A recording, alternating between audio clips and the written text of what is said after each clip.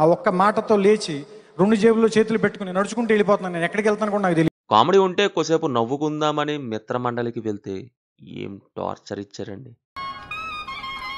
నువ్వు కష్టపడే కామెడీ చేస్తున్నారా, కానీ ఒక్కసారి కూడా నవ్వు రావట్లేదు. నవ్వు రాక సచ్చే థియేటర్లో. అమ్మో! కామెడీ పేరుతో ఎంత పెద్ద రాడ్ దింపాలో అంత పెద్ద దింపారు ఈ సినిమాతో. సినిమా స్టార్టింగ్‌లోనే కథ లేదన్నారు. కామెడీ కూడా లేదని అప్పుడే చెప్పేసి ఉంటే బాగుండేది. ఉందేమో, వస్తదేమో అని చూస్తూ కూర్చున్నందుకు నన్ను.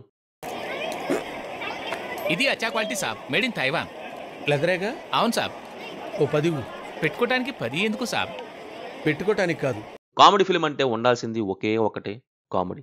మిగతావన్నీ అక్కర్లేదు. బట్ ఆ కామెడీయే లేకపోతే దాన్ని ఏమనాలి? కామా ఫిలిం అనాలి. అదే ఇది. ఇక్కడ నాకు అర్థం కాని విషయం ఏంటంటే, ఆ ఫ్రెండ్స్ గ్యాంగ్ పక్కన పెట్టిన వెన్నెల కిషోర్ అని సత్య ఉన్నా కానీ నవ్వు రాలే చూశారు అది. కామెడీ అంటే సరదాగా పేలే jokes, whether characteristic or situational, sarcastic, satirical అని ఇంకో 2 టైప్స్ ఆఫ్ ఫన్ కూడా ఉంటాయి. అదే క్రింజ్ విషయానికి వస్తే విరక్తి వస్తుంది ఆ క్యారెక్టర్స్ కానీ, కామెడీ సీన్స్, ఆ డైలాగ్స్ కానీ. కానీ ఇందులో ఉన్నది ఏంటంటే ఏదీ కాదు, అసలు ఏదీ కూడా లేదు, పండలేదు. ఏముంది ఇందులో? ఏదేదో ట్రై చేస్తూ ఉంటారు. గాల్లో క్రికెట్ అంటారు, స్కూటీ స్టాండ్ దీయమని సాంగ్ అంటారు, పులిపెట్టే నారైనా వర్గం అంటారు, ఇంకో పక్క నేను ఆల్తా అంటూ ఇంకో క్యారెక్టర్ని తెస్తారు. ఇంటర్వెల్లో చకోడీలు కొన్నారు ఏమో, చకోడీలు అంటారు తర్వాత. అయ్యా తింటే తినండి అయ్యా, నాకెందుకయ్యా చుక్కలు చూపిస్తున్నారని నా బాధ థియేటర్లో. ఇంపార్టెంట్ క్యారెక్టర్ అంటూ ఒక క్యారెక్టర్ అంటారు. ఫన్నే గాని వింతైన క్యారెక్టర్స్తో ఫన్నే లేని వింత ప్రపంచం అనేలా, ఫన్నే ఉండని వింతగా తీద్దాం అనేలా తీసి విసుగు తెప్పించారు.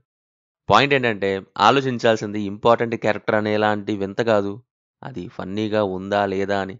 అదే ఫన్నీగా లేదంటే మళ్ళీ చివర్లో వచ్చి ఇది ఇంకా కామెడీగా ఉంటదనుకొని దానికి చెప్పే ఒక రీజను. సెట్స్లో వాళ్ళు తీసేటప్పుడైనా నవ్వుకున్నారో లేక అందరూ నాలాగే నవ్వు రక్షించారు మరి. అక్కడ కామెడీ ఏముందని యాక్సెప్ట్ చేశారు, ఏముందని తీశారో ఏంటో మరి. అన్నిటికంటే వింత ఏంటంటే దీనికి పెయిడ్ ప్రీమియర్స్ వెయ్యాలన్న ఆలోచన రావటం. పర్ఫార్మెన్సెస్ వైజ్ చేసుకుంటూ వెళ్ళిపోయారు అందరూ. నిహారిక అయితే ఎందుకో ఆర్టిఫిషియల్ ఫీలింగే వచ్చింది ఆమె యాక్టింగ్ విషయంలో. బీజిఎం అక్కడక్కడ ఓకే కానీ సాంగ్స్ ఏంటండి. చకోడి మీద కూడా ఒక సాంగ్ ఏమన్నా పెట్టకపోయారా వింతగా. ఫైనల్లీ నాకైతే అస్సలు బాగాలేదు, బోర్ టు ది కోర్ అనొచ్చు. నాదో సలహా, స్లీపింగ్ ప్రాబ్లం ఉంటే ఒక పరిష్కారం ఈ మండలి. హ్యాపీగా స్లీప్ వేసేయచ్చు, ప్రశాంతంగా పోవచ్చు నిద్రలోకి. అదే కళ్ళు తెరిస్తే మటుకు పోవచ్చు కోమాలోకి. ఇక మరి మీ ఇష్టం. సినిమా చూశాక మీకు ఎలా ఉందో కింద కామెంట్స్లో మాతో తప్పకుండా షేర్ చేసుకోండి. రివ్యూ నచ్చితే మన ఛానల్ని సబ్స్క్రైబ్ చేసుకోండి. Will meet in next video. Thank you. జై హింద్.